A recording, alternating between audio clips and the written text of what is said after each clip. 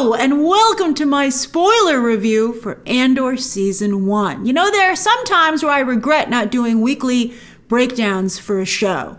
And in the middle of Andor, I was like, should I have? Although this show still hasn't gained a large following, which is a shame. And I believe it's because the show is poorly constructed from a business sense. And on that note, it ended a little weak too, in my opinion. So I don't even know if I would do weekly breakdowns for season 2. Hopefully somehow Disney can get a bigger audience for this. But as I said, I thought it ended a little bit weak as well. So it's hard to talk people into a 12-hour commitment, basically, a 12-episode commitment, when you can't even say that once it gets good, it stays good. It's tough. What has been your experience? Do you know anybody watching the show? Have you been able to convince anyone to watch it? I do think it would make a much better binge. So maybe people will come to the show once all 12 episodes have aired. And it's a shame because there's some really great stuff here. There's some really great stuff here that people are missing. Episodes 6 through 10, in my opinion, are banger episodes. They're amazing. They're as unforgettably cinematic as Rogue One. That's where this show got to that level. I was interviewing people who worked, the cast for this show, and almost all of them said the reason they signed on for Andor was because they loved Rogue One so much. So at some points, this show did capture that same magic.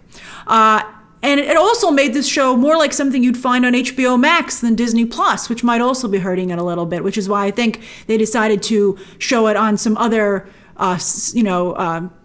channels and streaming services to maybe get people who wouldn't sign up for Disney Plus, but then they put out the first 2 episodes only, and those are kind of weak, unfortunately. Andor episodes 6 through 10, I think, were House of the Dragon quality in scope, sophistication, and intellectual commentary. You were just like, wow, that's a thing of beauty. By far and away, the best episode, in my opinion, was 10, with maybe the end of episode 9 looped in there, because when Cassian Andor asks Kino again how many guards there are, and this time Kino answers him, it was like, yeah, let's go! The resulting prison break, which was as exciting as the final mission in Rogue One, I thought Kino's speech was okay, but it was nothing, in my opinion, compared to Luthen's. One of the greatest speeches in all of Star Wars, and just in entertainment in general. That bleak speech about what it truly means to be a rebel in a franchise that's been about rebellion since 1977, and they're only finally really digging into it. I think that up to this point, it's been the fantasy version of rebellion, where everybody at the end pretty much makes it to the end and cheers and goes, hooray, hip, hip, hooray. Whereas Luthen was saying it's not that rosy a picture. That was just great stuff. We'll talk about that speech a little bit more in the spoiler review. But then, of course, the tragic ending when Kino reveals he can't swim and Cassian Andor is knocked from the ledge by the escaping crowd before he can even process what Kino just said, much less do anything about it. It was haunting. I'll never forget that. It was one of the best, again, this is weird. This is a show that has some of the best stuff I've ever seen. But then also at other points, it's super boring. So it's really unfortunate. If only someone would go through this show with a red pen. You might argue that you need to go through the slower points to have the bigger ones really pay off, but I would say no. Anything that makes a show boring and has people drop away is a problem. And you might say, well, those people are Philistines, Grace. They don't deserve Andor. Well, Andor is not going to survive in content like it if people don't tune in. So, you need each other. You need each other. But that was an incredible moment. It seemed with the end of episode 10 that Andor had finally found its footing. But that was not to be the case, as episodes 11 and 12 had Andor go out the way it came in, muted. And that's because a large part of these final 2 episodes took place mostly on Ferrix, a truly boring planet. I don't know about you, but anytime they returned to Ferrix, I felt the quality of the show and interest just dipped significantly. There were some good moments. You might be like, but what about this, Grace? We'll talk about it. But for the most part, I don't ever want to go back to Ferrix. I was quite surprised that Maarva actually died. And I was like, why did Fiona Shaw take this role? And then I got quite the answer when she gave her own eulogy/rallying cry from beyond the grave via giant hologram. It was a fantastic idea, and it was visually quite striking. The only problem was that Luthen was a tough act to follow. She was the appetizer going after the main course, and the 2 speeches just couldn't compare. So you were like, this isn't that great a speech, Maarva, I'm sorry. I was touched, though, by Cassian's sadness at hearing upon her death. That was really great acting from Diego Luna. I felt so bad for him. In fact, he was so sad to have lost all of his family. First his sister, then his adoptive father, and now, finally, his adoptive mother.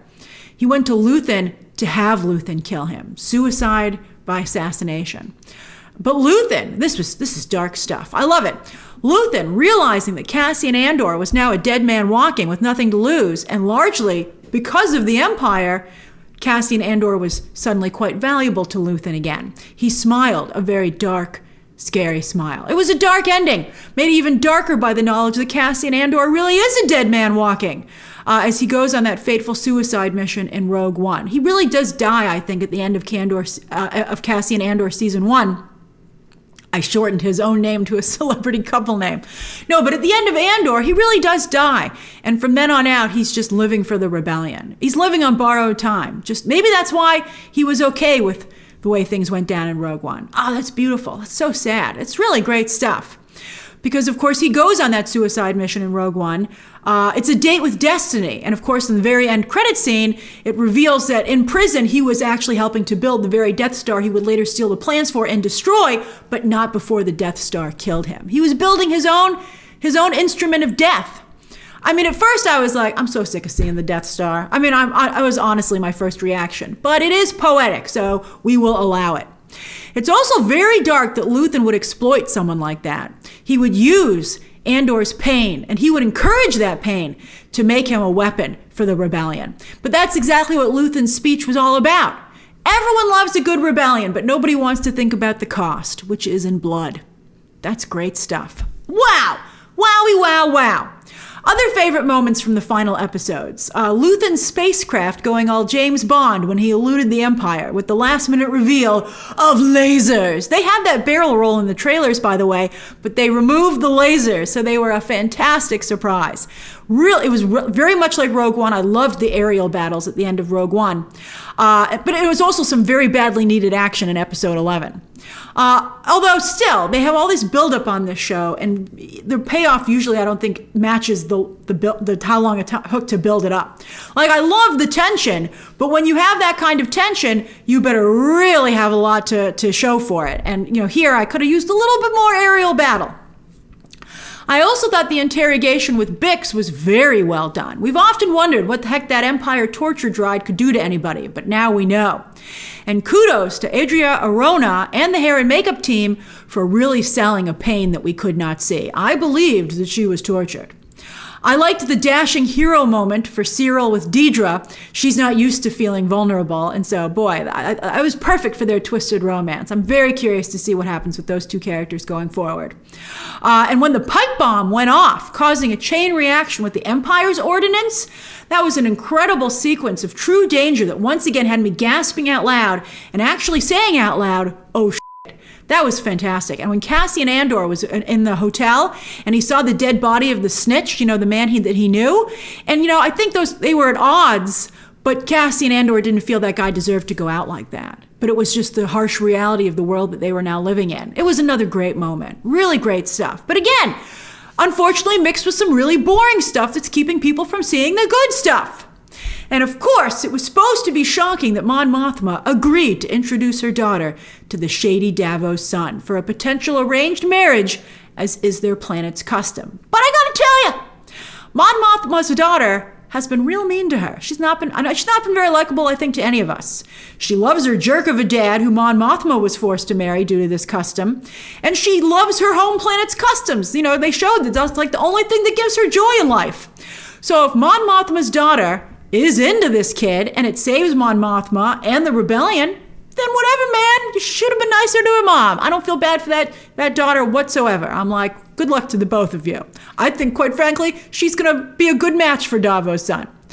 I also thought Mon Mothma planting the argument over her husband's gambling with the driver as the spy overhearing as an excuse for why there were some problems, inconsistencies in her bank accounts, was very clever. I was like, oh, you got some moves, Mon Mothma. You got some moves.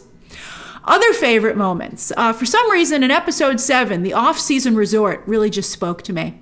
I thought it was a really unique setting for Star Wars that did seem like it fit in the world of Star Wars, but was also instantly relatable.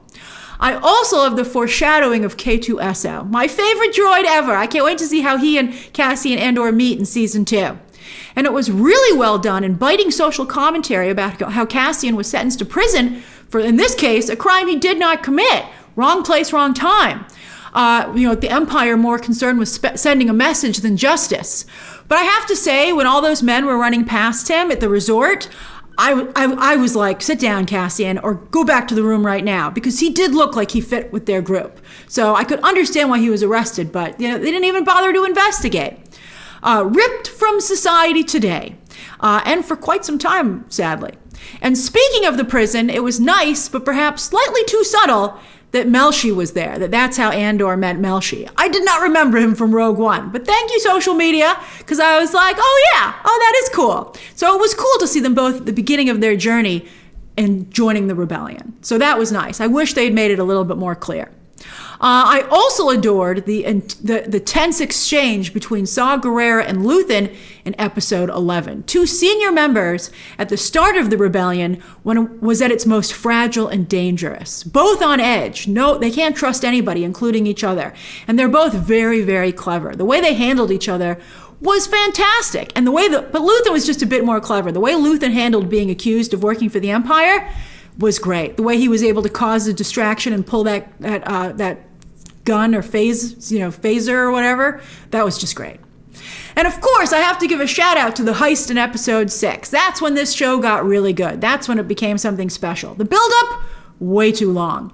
But I must admit the payoff was very, very satisfying. It was like setting an elaborate trap, and then when it sprung, very effective, and as I said, satisfying. Not only was the heist itself a great caper to watch, like all great heist sequences throughout entertainment history, but I thought that having 2 opposites in the team, a diehard believer who wasn't there for anything, who just didn't, who wasn't asking for anything, I guess you could say, and then a rogue using the rebellion for his own interests, who was only looking out for himself. And then they both didn't make it out alive. I mean, that's great writing. That's great. And on that note, I love that Cassian Andor isn't afraid to pull the trigger when he needs to. You would think on a Disney Plus show he'd be forced to give everyone the benefit of the doubt. But the reality of the shady world that Cassian Andor operates in, I mean, when you think about it, a rebellion is breaking the law. It does put you in that space. So it gives this show a sense of a real sense, like it feels authentic, but it also gives it a Goodfellas, Godfather, I guess HBO Max kind of vibe. And every time I felt that Andor was definitely making the right choice, that he had to do that to survive.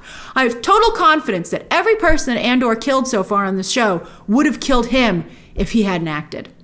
As for favorite characters, obviously Cassian Andor and Luthen are both incredible, with Luthen a surprise gift to the Star Wars franchise. They talk all about earlier and senior figures in the Jedi and the Sith, but to see a senior, earlier figure in the Rebellion, it really makes it its own space in Star Wars, which again is weird considering the Rebellion's been part of the story since the very beginning.